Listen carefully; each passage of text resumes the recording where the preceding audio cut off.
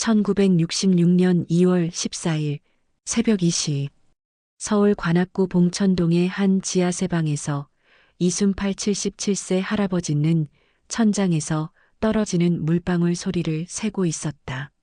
하나, 둘, 셋. 15번째 물방울이 낡은 양철 대야에 떨어질 때 그는 작은 한숨을 내쉬었다.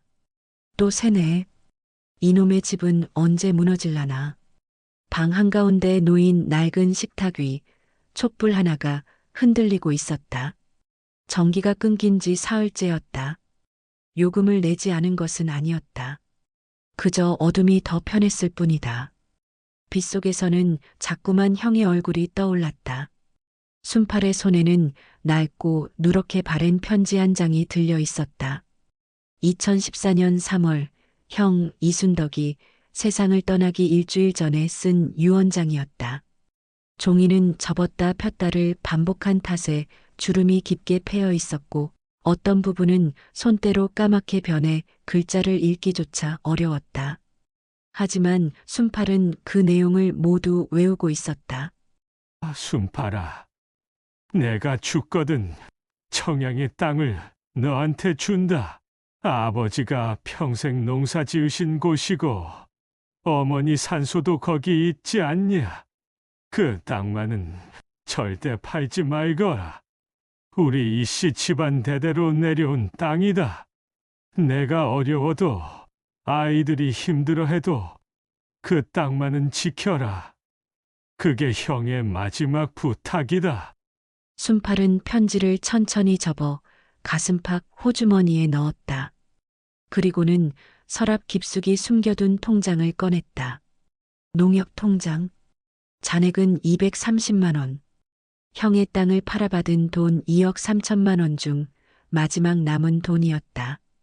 2014년 7월 형이 세상을 떠난 지 4개월 후 순팔은 형의 유언을 어기고 그 땅을 팔았다.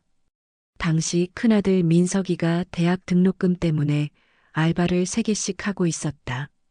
아내는 당뇨 합병증으로 투석을 받아야 했다. 은행 대출 이자는 눈덩이처럼 불어나 있었고 그 땅을 팔면 모든 게 해결될 것 같았다. 형님, 미안합니다. 하지만 지금은 살아있는 사람이 더 중요합니다. 그렇게 스스로를 합리화하며 땅을 팔았다. 민석이 등록금에 5천만 원, 아내 병원비에 3천만 원, 빚 갚는데 1억 원. 나머지는 생활비로 조금씩 쓰다 보니 10년 만에 230만 원만 남았다. 그런데 이상한 일이 벌어지기 시작했다. 땅을 판 그해 겨울, 민석이가 교통사고를 당했다. 다행히 목숨은 건졌지만 다리를 심하게 다쳐 학교를 휴학해야 했다. 이듬해 봄 아내의 상태가 급격히 악화되어 결국 2023년 12월에 세상을 떠났다. 그리고 민석이는 아버지를 원망하며 연락을 끊었다. 아버지가 그 돈을 어떻게 마련했는지 알아요. 큰아버지 땅 판 거 다 알고 있어요. 저 때문에 아버지가 그런 짓을 했다는 게 평생 죄책감으로 남을 것 같아요. 차라리 그 돈 없이 고생할 걸 그랬어요. 그 말을 마지막으로 민석이는 전화를 받지 않았다. 순팔은 아내의 장례를 치르고 난 뒤 살던 집을 팔고 이 지하세 방으로 내려왔다. 빛이 무서워서가 아니었다. 자신의 죄가 드러날까 두려워서였다. 아니, 어쩌면 스스로를 벌주고 싶었는지도 몰랐다. 밤이 되면 형의 목소리가 들렸다. 팔지 말랬잖느냐, 순팔아. 미안합니다, 형님. 제가 잘못했습니다. 순팔은 매일 밤 그렇게 형에게 사죄했다. 하지만 용서는 오지 않았다. 그리고 오늘도 그는 어둠 속에서 촛불을 바라보며 생각했다. 이제 곧 가야지. 형님한테 가서 용서를 빌어야지. 새벽 2시 17분. 순팔이 막 잠에 들려던 순간 쿵쿵쿵 급박한 문 두드리는 소리가 들렸다. 아버지, 이순팔 할아버지. 3층에 사는 청년 정훈의 목소리였다. IT 스타트업에 다니는 정훈은 야근이 잦았지만 이따금 순팔에게 편의점 삼각김밥이나 컵라면을 가져다 주곤 했다. 무슨 일인가? 새벽에. 가스요. 가스가 새고 있어요. 빨리 나오세요. 순팔의 머릿속이 순식간에 맑아졌다. 그는 벽 쪽을 바라봤다. 며칠 전부터 이상한 냄새가 났다. 코끝이 매캐하고 가끔 어지러웠다. 하지만 77세 노인의 코가 무뎌진 탓이라 생각했다. 할아버지, 문 열어주세요. 위험해요. 정운의 목소리는 절박했다. 하지만 순팔은 쉽게 움직이지 못했다. 그의 시선은 식탁 위에 놓인 구겨진 서류 봉투에 고정되어 있었다. 그 안에는 형의 땅 매매 계약서 사본, 통장 사본, 그리고 민석이에게 쓴 편지 한 장이 들어 있었다. 민석아, 내가 이 편지를 읽을 때쯤이면 아버지는 이미 세상을 떠났을 것이다. 아버지가 숨겨온 비밀을 이제 고백한다. 내 등록금은 큰아버지 땅을 판 돈이었다. 큰아버지는 절대 팔지 말라고 했지만 아버지는 그 유언을 어겼다. 그 죄책감에 10년을 어둠 속에서 살았다. 미안하다. 그리고 이제 남은 돈 230만 원을 너에게 준다. 아버지의 마지막 유산이다. 이 돈으로 청양에 가서 어머니 산소에 꽃 한 송이 놓아다오. 순팔의 손이 떨렸다. 이 편지를 그대로 남겨야 하나? 아니면 다 태워버려야 하나? 만약 이 편지를 태워버리면 아무도 진실을 모를 것이다. 형의 땅을 판 사실도, 그 돈으로 민석이를 키운 사실도, 모든 게 깨끗이 지워질 것이다. 쿵쿵, 할아버지, 제발요, 폭발해요. 정운의 목소리가 더욱 급해졌다. 순팔은 벽 쪽을 다시 봤다. 가스관에서 쉭하는 소리와 함께 하얀 김이 새어나오고 있었다. 그 순간 순팔은 결심했다. 그래, 이제 끝내자. 형님한테 가자. 이 죄 여기서 끝내자. 그는 천천히 일어나 서류 봉투를 들었다. 그리고는 촛불 가까이 가져갔다. 종이 끝이 타들어가기 시작했다. 형의 이름이 적힌 부분이 서서히 재로 변했다. 바로 그때 문이 벌컥 열렸다. 정운이 마스터키를 들고 뛰어들어왔다. 아버지, 뭐 하세요? 이건 내가 벌인 일이야. 이제 정리해야지. 무슨 소리예요? 지금은 살아야죠. 정우는 순팔의 손에서 타고 있는 서류를 빼앗아 바닥에 던지고 불을 껐다. 그리고는 노인의 팔을 붙잡았다. 빨리 나가요. 가스가 새잖아요. 그 순간 천장에서 뚝하고 무언가 떨어지는 소리가 들렸다. 배관 이음새가 풀린 것이다. 쉭쉭 가스가 더욱 세차게 분출되기 시작했다. 안 돼. 정우는 순팔을 거의 끌다시피 하며 밖으로 나왔다. 계단을 오르는 순간 콱광하는 폭발음이 지하를 뒤흔들었다. 순팔이 눈을 떴을 때는 이틀 뒤였다. 서울대병원 응급실. 머리에는 붕대가 감겨 있었고 오른손에는 2도 화상 자국이 남아 있었다. 폭발로 인한 뇌진탕과 화상이었지만 나이를 고려하면 기적이라고 의사는 말했다.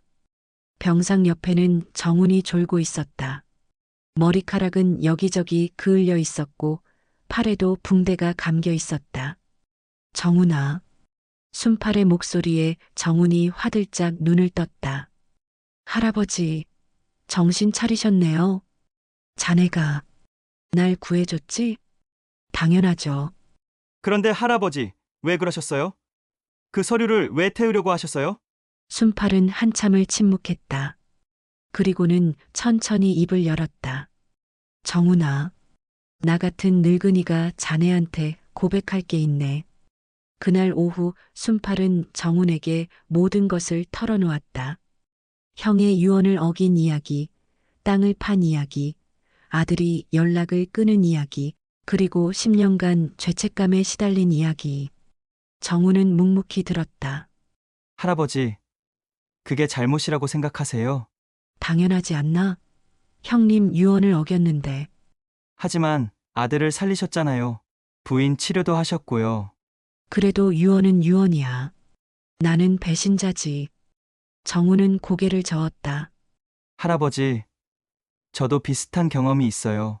제 아버지도 할아버지 유산 문제로 형제들이랑 싸우셨거든요. 결국 가족이 다 뿔뿔이 흩어졌어요. 그때 깨달았어요. 유산이란 게 뭔지.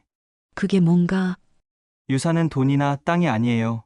그 사람이 남기고 간 마음이죠. 큰아버지는 할아버지를 사랑했을 거예요. 그래서 땅을 물려준 거잖아요. 근데 할아버지도 아들을 사랑해서 그 땅을 판 거고요. 그게 잘못인가요? 순팔의 눈에 눈물이 고였다. 하지만 형님은 날 용서 안 할 거야. 할아버지, 형님은 이미 용서하셨을 거예요. 아니, 처음부터 용서할 필요도 없었던 거죠. 할아버지가 스스로를 용서 못하신 거예요. 그날 밤 순팔은 처음으로 깊은 잠을 잤다. 10년 만에 형의 목소리가 들리지 않았다. 2024년 2월 20일 순팔의 상태가 급격히 악화되었다. 폐렴이 합병증으로 왔다. 의사는 이틀을 넘기기 어렵다고 했다. 정우는 순팔의 손을 잡았다. 할아버지, 아드님한테 연락할까요? 순팔은 고개를 끄덕였다. 정훈아, 부탁 하나만 해도 되겠나? 말씀하세요. 내 지하방. 서랍에 보면 반쯤 탄 봉투가 있을 게야. 거기 내가 민석이한테 쓴 편지가 있어. 그거 전해다오. 그리고 통장도 같이. 알겠습니다. 그리고 이것도. 순팔은 호주머니에서 형의 편지를 꺼냈다. 이것도 같이 줘. 민석이가 알아야 해. 아버지가 왜 그랬는지. 2024년 2월 22일 오전 3시 47분. 이순팔은 조용히 눈을 감았다. 마지막 순간 그의 입가에는 미소가 번져 있었다. 장례식은 조촐하게 치러졌다. 조문객은 정훈과 건물 주인 할머니 그리고 연락을 받고 달려온 민석이 단 3명이었다. 장례식이 끝난 후 정우는 민석에게 봉투를 건넸다. 아버님이 남기신 겁니다. 민석은 봉투를 받아들었다. 손이 떨렸다. 10년 만에 받는 아버지의 마지막 선물이었다. 봉투 안에는 반쯤 탄 서류들과 통장, 그리고 2통의 편지가 들어 있었다. 하나는 아버지 순팔의 편지, 다른 하나는 큰아버지 순덕의 편지였다. 민석은 먼저 아버지의 편지를 읽었다. 민석아, 아버지가 미안하다. 내가 원망할 만도 하다. 하지만 아버지는 후회하지 않는다. 그 땅을 팔아서 너를 대학에 보낼 수 있었고 내 어머니를 몇 년이라도 더 살릴 수 있었으니까. 형님은 날 용서하지 않으실 거라 생각했다. 하지만 이제 알 것 같다. 형님도 같은 선택을 하셨을 거란 걸. 가족을 위해서라면 유산쯤은 버릴 수 있다는 걸. 그게 진짜 유산이 아니겠냐. 통장에 남은 230만 원을 너에게 준다. 많지 않지만 이걸로 청양에 가서 내 엄마랑 큰아버지 산소에 꽃 좀 놓아다오. 그리고 너한테 아버지가 정말 남기고 싶은 유산은 이거다. 내가 아버지가 되면 알게 될 거야. 아버지의 죄를 용서해다오. 그리고 행복하게 살아라. 민석의 눈에서 눈물이 흘러내렸다. 그리고는 큰아버지의 편지를 펼쳤다. 순팔아, 이 편지를 읽을 때쯤이면 형은 이미 없을 것이다. 너한테 청양 땅을 물려준다. 그 땅은 아버지가 평생 일구신 곳이고 우리 형제가 뛰놀던 곳이다. 하지만 순팔아, 형이 진짜 너한테 물려주고 싶은 건 땅이 아니다. 가족을 지키는 마음이다. 만약 내가 힘들 때 그 땅을 팔아야 한다면 팔아라. 형은 이해한다. 죽은 땅보다 살아있는 가족이 더 중요하니까.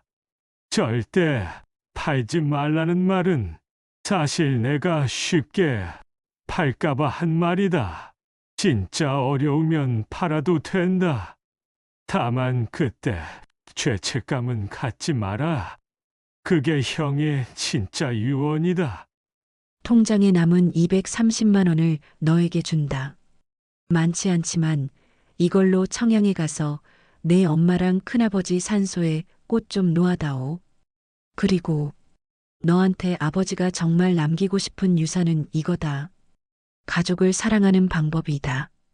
유산이란 돈, 땅, 집이 아니라 진짜 유산은 사랑하며 서로를 이해하며 살아가는 것이다.